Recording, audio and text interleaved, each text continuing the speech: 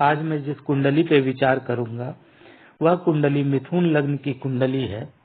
इसका तात्पर्य यह है कि आप देख सकते हैं कि इस कुंडली में जो प्रथम स्थान है, फर्स्ट हाउस ऑफ होरोस्कोप जो है, उसमें तीसरे नंबर की राशि विराजमान है। जो तीसरे नंबर की राशि होती है वह मिथुन राशि होती है।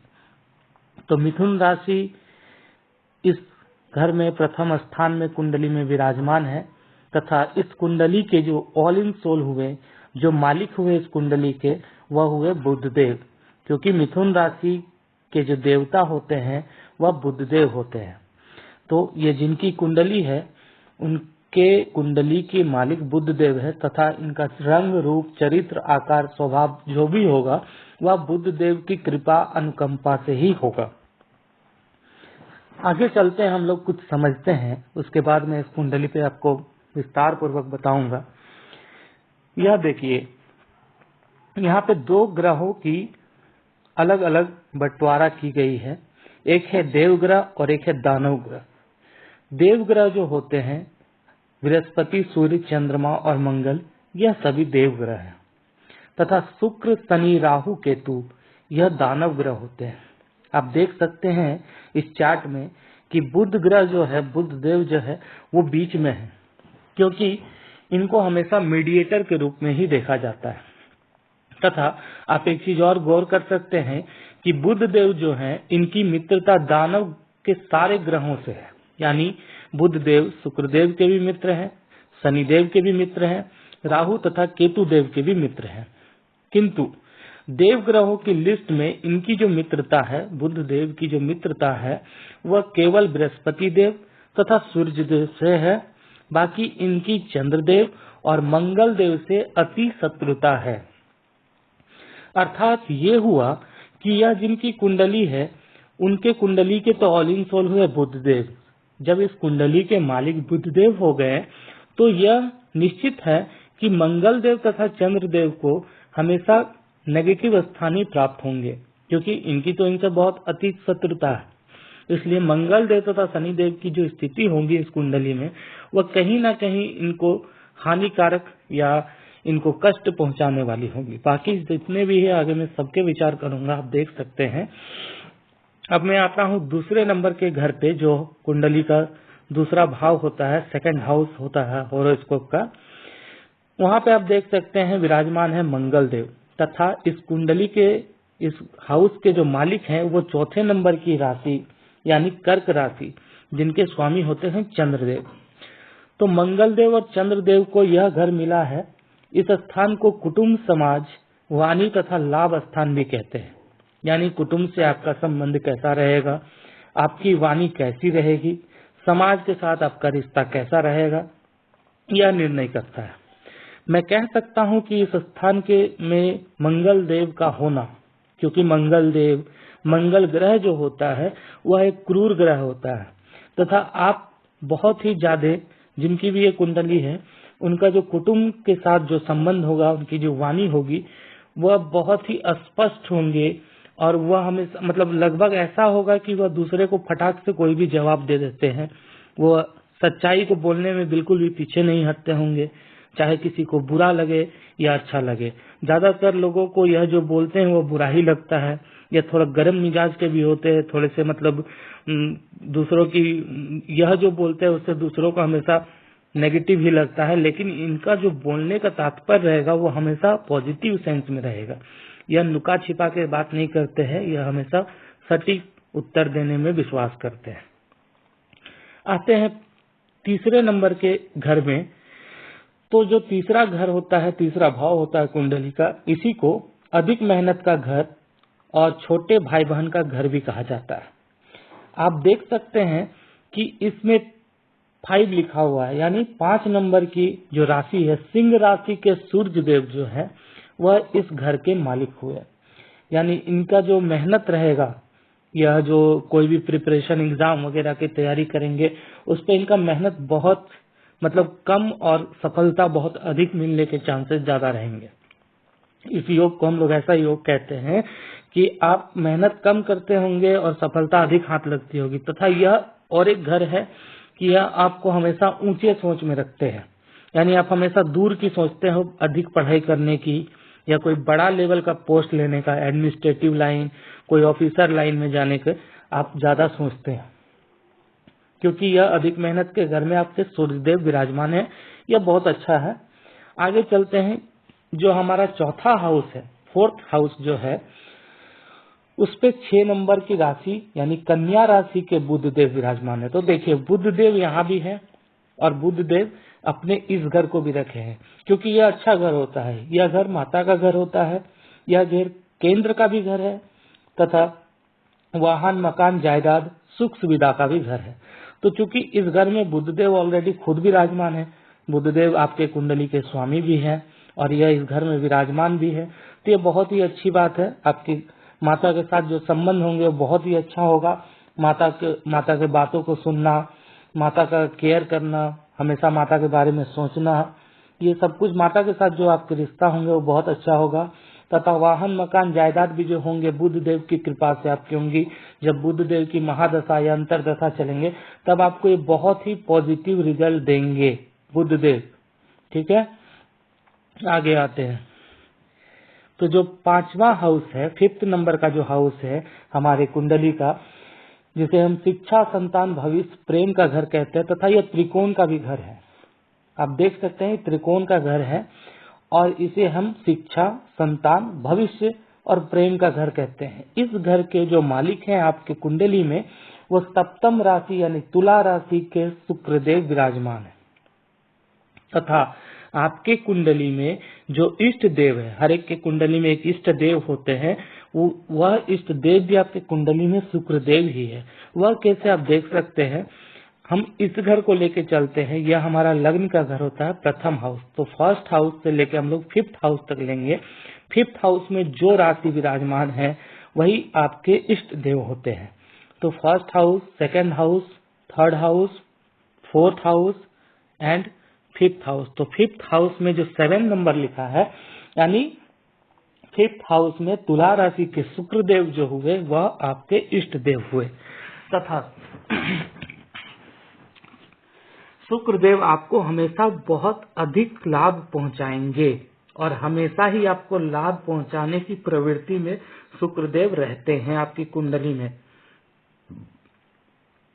शुक्रदेव का यहाँ पे होना, इसका मतलब है आपका जो शिक्षा होगा, जो एजुकेशन होगी आपकी, वो बहुत ही ऊंची होगी। हायर क्वालिफिकेशन आपके पास होंगे, बहुत सारे सर्टिफिकेट्स, डॉक्यूमेंट्स आपके पास होंगे और आप हमेशा आगे की सोचते रहेंगे कि मैं और अधिक पढ़ाई कैसे करूं। आपको शिक्षा के क्षेत्र में, एजुकेशन के क्षेत्र में बहुत आगे ले जाएंगे शुक्रदेव। संतान की प्राप्ति अच्छा है, भविष्य आपका उज्जवल रहेगा तथा प्रेम संबंध में आपके विश्वास अत्यधिक रहते हैं। ठीक है, किंतु इस राशि पे मैं विचार करना चाहूंगा। इस घर पे आप देख सकते हैं कि इस घर पे राहु देव भी विराजमान है।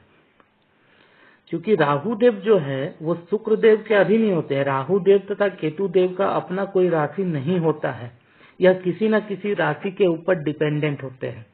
तो राहु देव शुक्र देव के ऊपर डिपेंडेंट तो है, किंतु राहु देव का जो काम है वह राहु देव कभी नहीं छोड़ते। इनका काम होता है दिमाग को भ्रमित करना, कंफ्यूजन पैदा करना, गलत डिसीजन दिलवाना।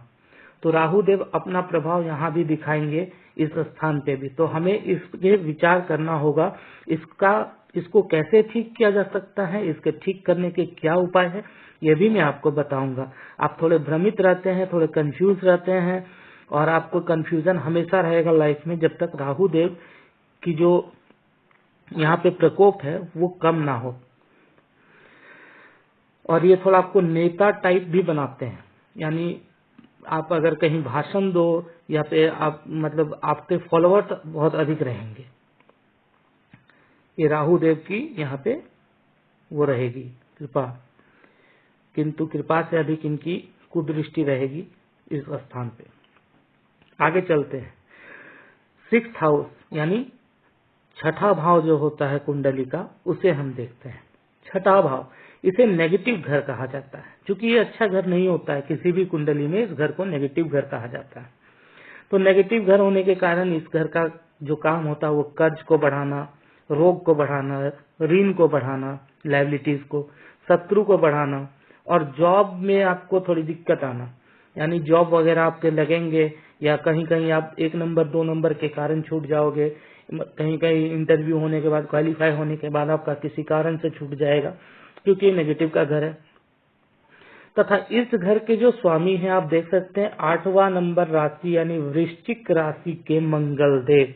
अभी मैंने आपको बताया क्योंकि मंगल देव की शत्रुता हमेशा बुध देव से है और यह बुध देव की ही कुंडली है, इस कुंडली के मालिक बुध देव है, तो वो मंगल देव को हमेशा नेगेटिव घर ही प्राप्त देंगे। यहाँ पे एक पॉजिटिव घर मंगल देव को मिला है, किंतु इसकी भी थोड़ी खराबी है, वो मैं आपको बाद में बताऊंगा, अभी हम इसमें विचार कर लेते हैं। तो मंगल देव यहाँ के मालिक हुए और साथ में विराजमान है गुरुदेव यानी बृहस्पति देव। आप देख सकते हैं बृहस्पति देव के साथ बुध देव की मित्रता है, यानी यह ज्यादा हानिकारक नहीं है। गुरुदेव हमेशा आपको बचाएंगे। अगर आप किसी मुसीबत में पड़ते हैं या कभी टेंशन बहुत अधिक हो जाए आपको, तो आपकी ज्ञान या आपके जो टीचर्स होते हैं जिसको आप समझते हैं कि हाँ इनसे सलाह मशवरा करने से, इनसे राय लेने से तो आपकी वहाँ पे तकलीफ दूर हो जाती है, कंफ्यूजन दूर हो जाता है, समस्याओं का निदान आपको प्राप्त हो जाता है गुरुदेव की कृपा से, बृहस्पति देव की कृपा से।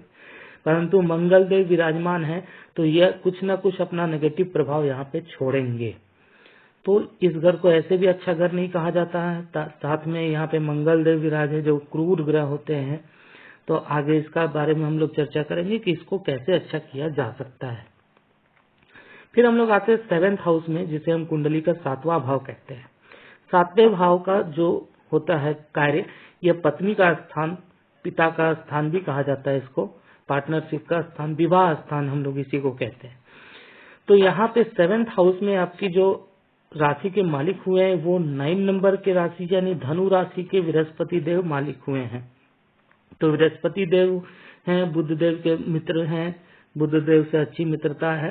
तो आपका विवाह योग जब होगा, जब आपका गुरु की महादशा चलेगी, तब आपके विवाह संबंध बहुत अच्छे बनते हैं। आपका विवाह का योग जो है वो बहुत अच्छा बनता है, गुरु की महादशा।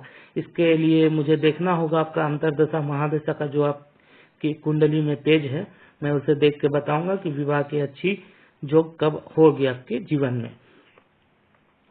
आगे आते हैं हम लोग 8वें नंबर घर में यानी 8th हाउस में। तो 8वां नंबर जो घर होता है ये भी नेगेटिव घर होता है, ये भी अच्छा घर नहीं होता। हम इसे मृत्यु का स्थान भी कहते हैं। ऐसे इससे कुछ ऐसा पता नहीं चलता है, परंतु ये ज्यादातर लोग इसे, ज्यादातर जो ज्योतिष निर्णायक होते हैं वो इसे परेशानियों का घर मानते हैं और इसी को भी डीप स्टडी का घर भी कहा जाता है 8 नंबर हाउस को। आप देख सकते हैं कि 8वें हाउस में आपके कुंडली में 10वें नंबर की राशि इनके स्वामी यानी मालिक है। तो 10वें नंबर की राशि होती है मकर राशि, जिसके मालिक है शनिदेव। तो शनिदेव आपके इस स्थान में है यानी बहुत अच्छा है। शनिदेव जो कि बुध देव से मित्रता है इनकी, तो यह भी अपना जहां तक हो सके पॉजिटिव फल ही देंगे। डीप स्टडी में आपकी बिलीव को अधिक बढ़ाएंगे। आप रिसर्च जॉब से जुड़ सकते हैं, आप अधिक पढ़ाई कर सकते हैं, बहुत लंबा समय एजुकेशन आप ले सकते हैं और परेशानियों से भी मुक्ति आपको शनिदेव देंगे। क्योंकि यहाँ पे फिर जो है शनिदेव 9th हाउस में है। आप देख सकते हैं 9th हाउस में भी शनिदेव ही है और इस 9th हाउस में आपका जो स्वामी है, यहाँ का राशि स्वामी है 11 नंबर का राशि, जिसे हम कुंभ राशि यानी शनिदेव ही कहते हैं। तो शनिदेव ही अपने घर में विराजमान है और इस घर को त्रिकोण का घर भी कहा जाता है, भाग्य का घर कहा जाता है, पिता का स्थान, विदेश यात्रा का घर भी इसी घर को कहा जाता है।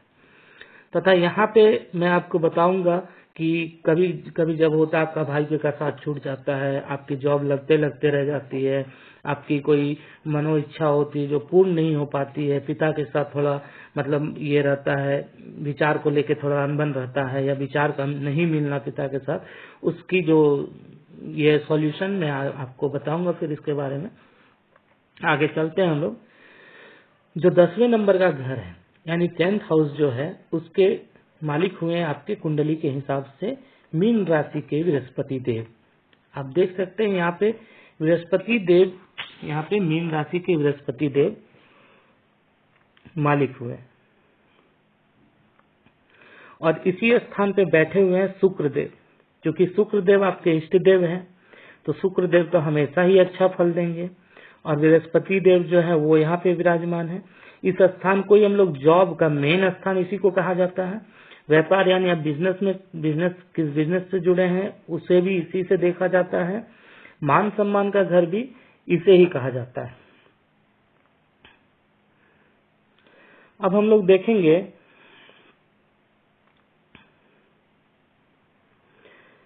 क्योंकि यहाँ पे एक चीज और मैं बता दूं आप देख सकते हो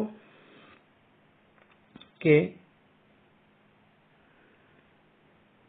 यहाँ पे भी 7th हाउस यानी विवाह स्थान में भी जो आपके राशि स्वामी बनते हैं, विवाह हाउस के जो मालिक होते हैं वह भी बृहस्पति देव ही है। और यहाँ पे 10th हाउस यानी जो जहाँ पे शुक्र देव विराजमान है वहाँ पे भी जो मालिक हुए, राशि स्वामी जो हुए, वह बृहस्पति देव ही हुए। तथा ऐसा माना जाता है कि जब इसके बारे में मैं आपको बाद में एक अच्छा वीडियो बना के विचार कर दूंगा इसके बारे में भी। अभी हम आगे देख लेते हैं। आगे देखिए, तो जो प्रथम स्थान आपके कुंडली में बनता है, यह प्रथम स्थान जो है यह लक्ष्मी का स्थान, इनकम का घर हम कहते हैं इसको। और इस स्थान में आपका जो राशि विराजमान है वो प्रथम राशि यानी मेष राशि के मंगल देव विराजमान है। क्योंकि मंगल देव इस जगह पे विराजमान है, कहाँ पे? आपके लक्ष्मी स्थान में। और मंगल, यह बुध देव की कुंडली है, इस कुंडली के स्वामी बुध देव है, तो मंगल देव को यहाँ पे नेगेटिव प्रभाव देने में वो विवश करेंगे। तो इनकम जो होगा आपका वह सूर्य चंद्र केतु के प्रभाव से होगा, किंतु इनकम बहुत ही कम होगा, या फिर इनकम होगा तो वह इनकम बिल्कुल भी आपके पास नहीं रुकेगा। यानी जॉब अगर आपको मिल भी जाता है तो सैलरी कम होगी, और जितनी भी सैलरी होगी उससे आप सेटिस्फाइड नहीं हो पाएंगे, आपकी जरूरतें जो होते हैं वो पूरी नहीं हो पाएगी।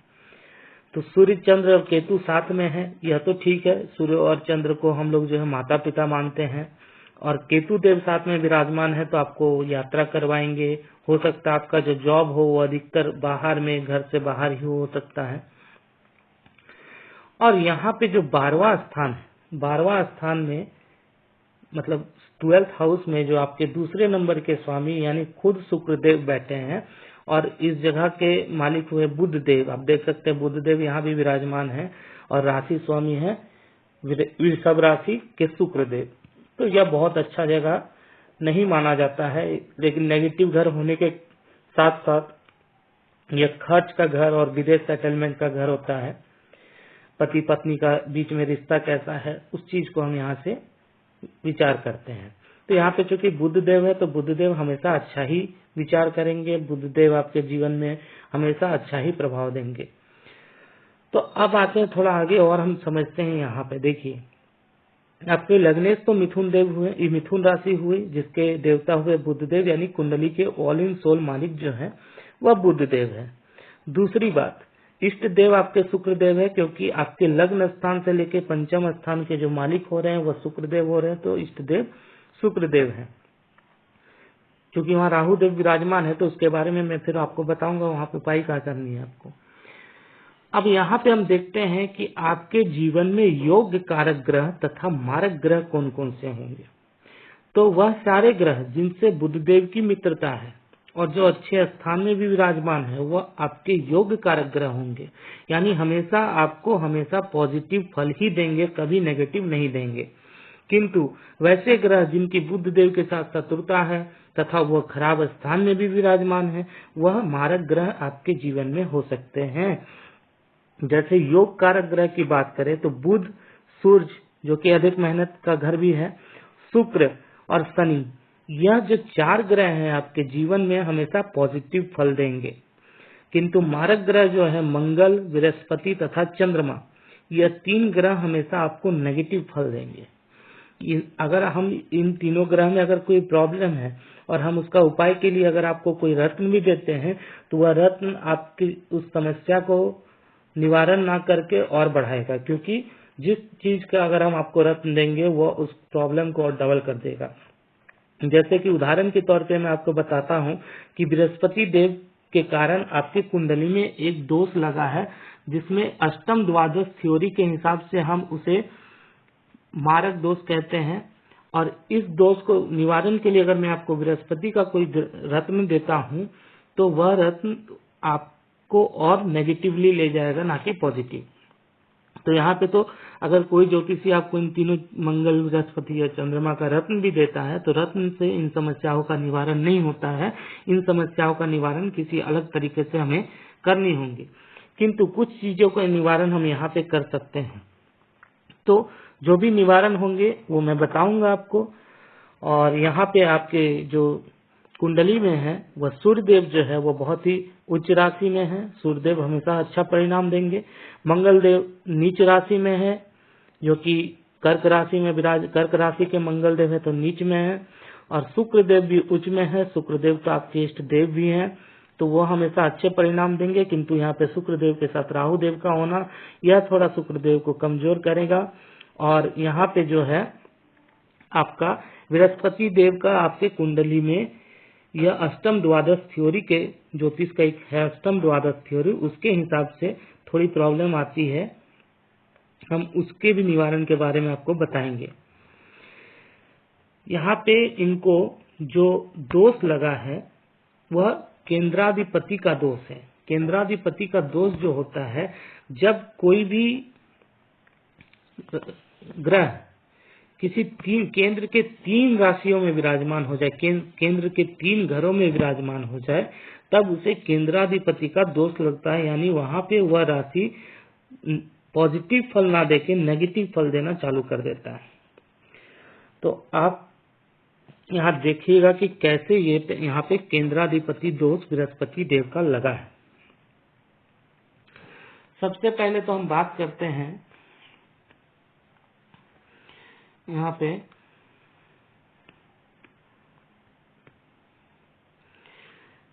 इस 7वें घर की।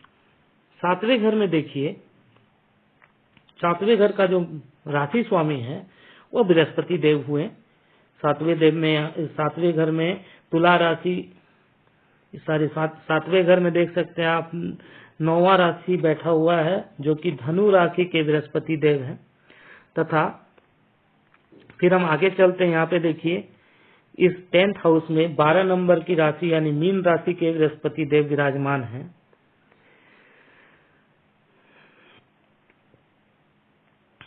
और इस कारण जब बृहस्पति देव इन 2 राशियों में विराजमान हो गए हैं और बृहस्पति देव खुद यहाँ भी विराजमान है, तो 3 घरों में बृहस्पति देव का होना यहाँ पे केंद्राधिपति का दोष लगाता है। इस दोष से होता कुछ नहीं है, बृहस्पति देव का जो अच्छा फल होना चाहिए था वो यहाँ बुरा फल देने लगते हैं।